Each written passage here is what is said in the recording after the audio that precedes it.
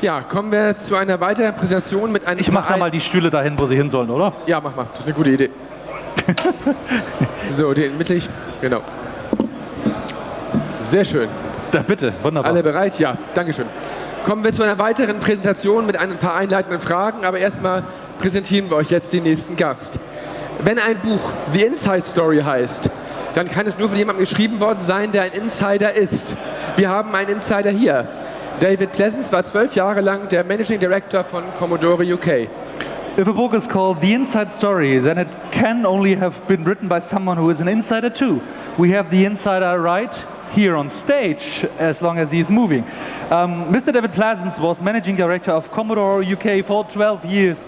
Welcome on stage, Mr. David Pleasance. Please give us an applause. May I have it? Okay. Yep. Please take a seat in the middle, please. And that's for you? Oh, hello everybody. Thank you so much for taking the time to come to this fantastic event. I think you must agree this has been the best Amiga event ever, and I'm sure you all agree with that. It's absolutely fantastic. Thank you so much for coming.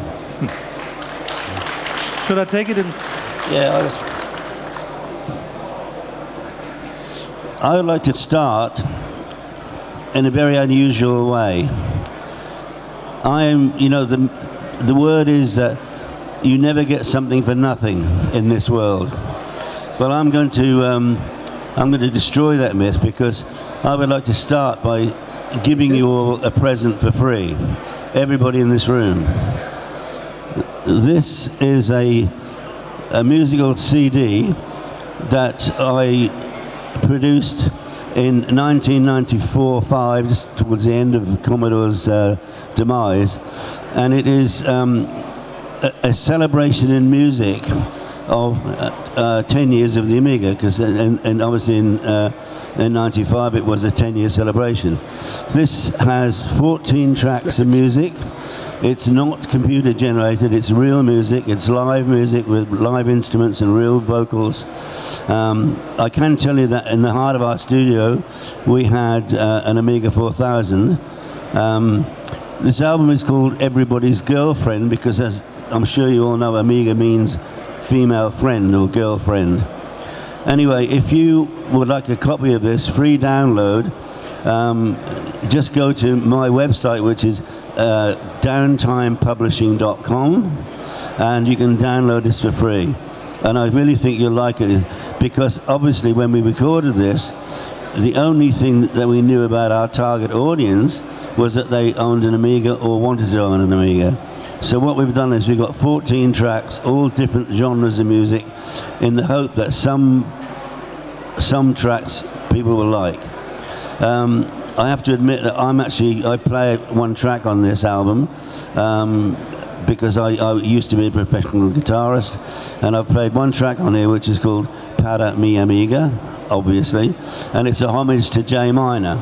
So it's, anyway, please, downtimepublishing.com, download it for free and enjoy it. Okay? Okay. Yeah. In the beginning, something for free. That's nice. Yeah. It's very unusual, isn't it? Mr. Pleasance, at the Gamescom we talk about your book, about your inside story. For all of them who for example, do not know the book, why is it called Inside Story, and will it be possible to read it sometimes in German? I asked that at the Gamescom too. Okay, it's called The Inside Story because there have been many books written about Commodore, but none of them were written from people who actually were within Commodore. Whilst I'm known for being the UK MD, I had a very long, illustrious career. I was 12 and a half years with Commodore.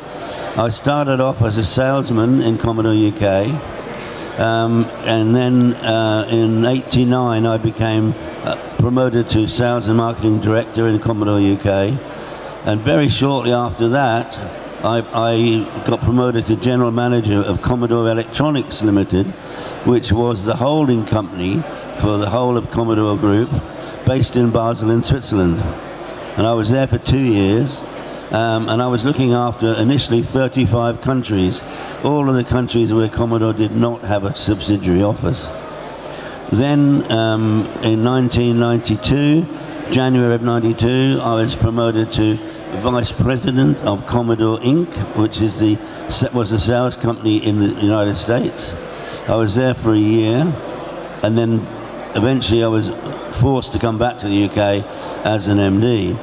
Now, the reason I was forced to come back is because Commodore was in very serious financial trouble, as we all know, and they knew that the UK was the strongest business for Commodore, and it's absolute fact. So I was brought back and they said, we need sales, we need cash, we need cash, we need cash. So I said to them, okay, well, yes, I can read a balance sheet and I can do all those sorts of things, but I'm not really a financial person.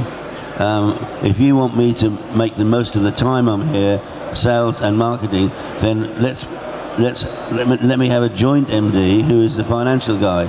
And so Colin Proudfoot, who was already there as our financial manager, he and I became joint MDs, and it was a fantastic mix because we both had separate skills that complemented each other. So this book is called The Inside Story because I'm telling the story of many, many things that happened within Commodore, some of them absolutely unbelievable, the opportunities that they missed, the things that they were offered and they turned down, turned out to be crazy things. And virtually, the story that I'm telling is how Commodore destroyed itself.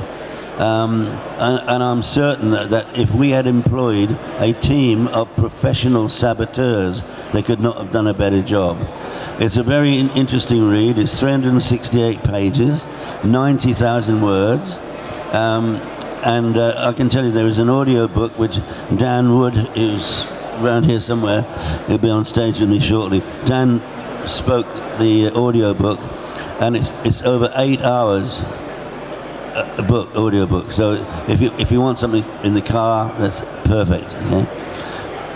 But I went a bit further because when I read what I'd written, it seemed to me more like a story about David Pleasance than it was about Commodore, which I guess is inevitable because everything I wrote was from my ears and my eyes. But I wanted it to be a wider perspective. So I've got several people from within Commodore, different parts of the world, who also wrote chapters. There's a chapter by R.J. Michael. That wasn't me, I don't think. There's a chapter by R.J. Michael. There's a chapter by Dave Haney, who is here today, I'm sure you know. There's a chapter by Beth Richards. She was the lead engineer developing the CD1200, which was going to turn 1200s into CD32. There's a chapter actually from Germany, from Dr. Peter Kittel, who worked for Commodore in Germany. There's a chapter by Gail Wellington. She was head of CATS, Commodore Amiga Technical Support. And there's also small inputs from people within the software industry, how they dealt with Commodore and so on and so forth. I promise you it's a very interesting read. I've got it. That just started. I've got it on sale. I'm right at the back. This top floor here, right, make your way to the back. I'll be happy to sign the book for you if you like it. It's 25 euros, and I promise you it's a very, very interesting read. Anybody you ask who's read it says it's a good book. Some words to will it be possible to read it in German at some time? You search for a person who did it. I've been trying to find somebody who would like to buy the translation and publishing rights in German. For some reason I just can't find anybody. I just maybe not talking to the right people. So if you know anybody who might be interested, the book is actually just about to be released in Italian, and it's also being released in Polish. I signed those deals a while ago, but I think it would be very good to get it in German. So if you know anybody who might be interested, just get in touch with me, because there is a deal to be done, and it's a potentially very profitable deal for whoever wants it. Also wenn jemand von Ihnen oder von euch überlegt, das Buch zu übersetzen, er möchte gerne einen deutschen Publisher und der würde das dann auch übersetzen. So you're looking for someone who's doing the job. Yeah. Yeah, perfect. Yeah. And it's doing the business too. Yeah, and basically the deal I do is I charge a one-off fee for the rights, and they have the right to make everything in German, and that can be e-books and everything, they can sell it anywhere in the world, but only in German, and it's a one-off fee, so I'm not interested in chasing how many things they sold and getting royalty on every book. That's too much.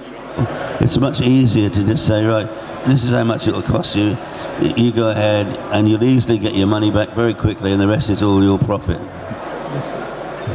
So, David, one thing, why you doing it now, the book, and not even 10 years ago, or 13 years, 15 years ago? That's a very good question. The answer is very simple, really, because after Commodore's demise, and Colin and I tried to buy the worldwide rights of Commodore, and we got cheated out of it. It's in the book. I just got out of the industry completely. In fact, I changed my whole life. I married a second time, and I went to Australia. I bought a restaurant and ran for 5 years, and I was completely out of this industry.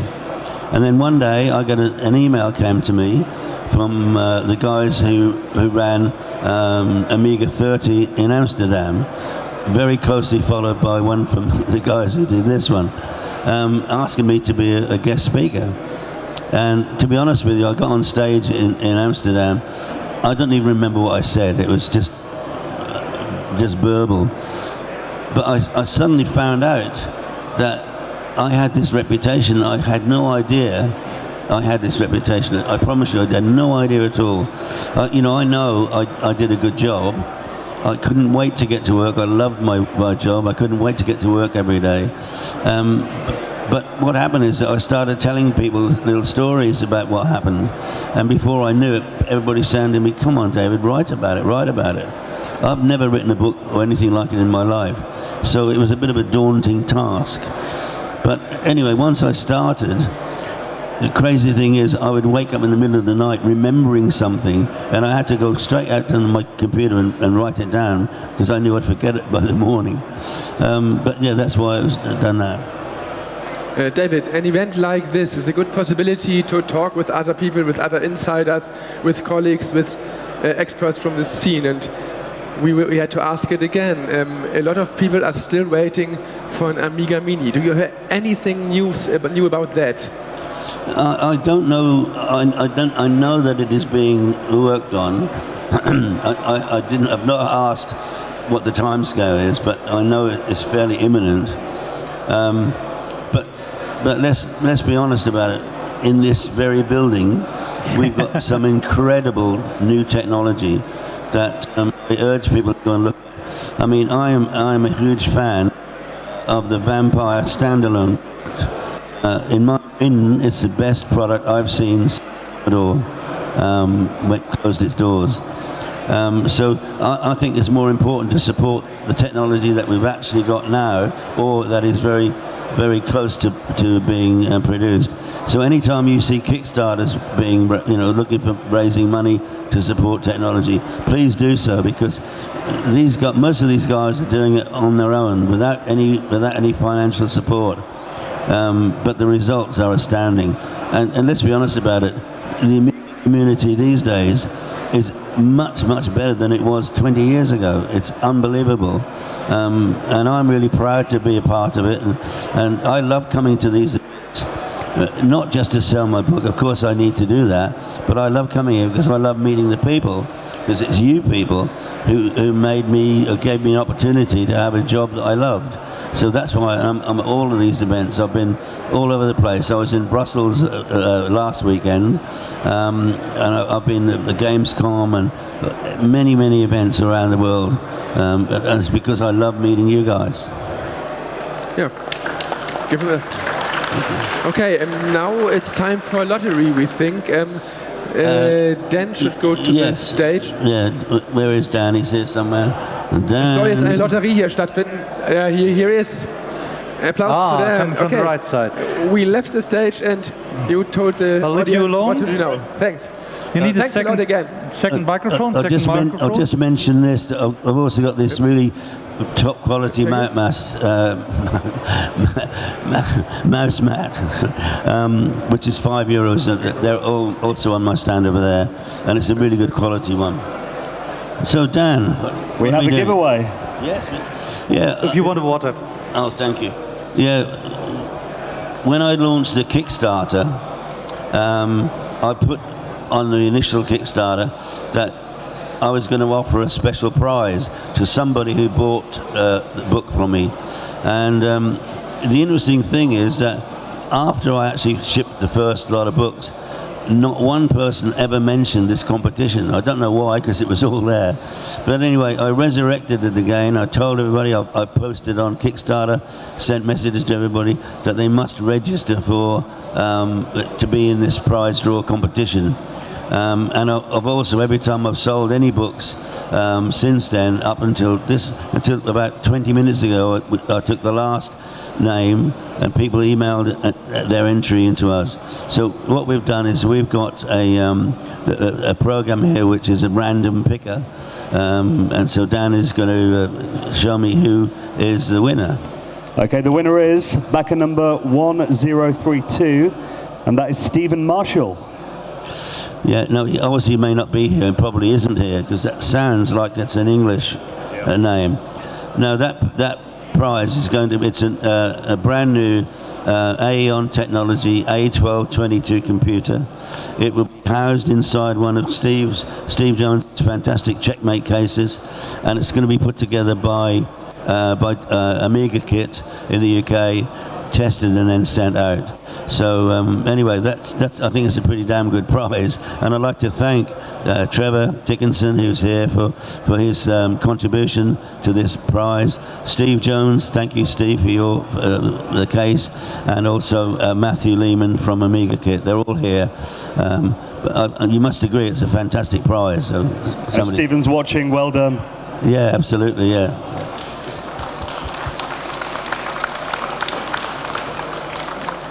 Okay, this is my opportunity for another sort of selfish plug, if you like. Most of you, if you've ever followed me, you know that I'm actually now working with a company called Friend Software Corporation. Right? They're a Norwegian company, and what they've developed is an operating system specifically for the internet, and it's an incredible product. Now we're in what they call the startup phase. I've actually been with them for 4 years.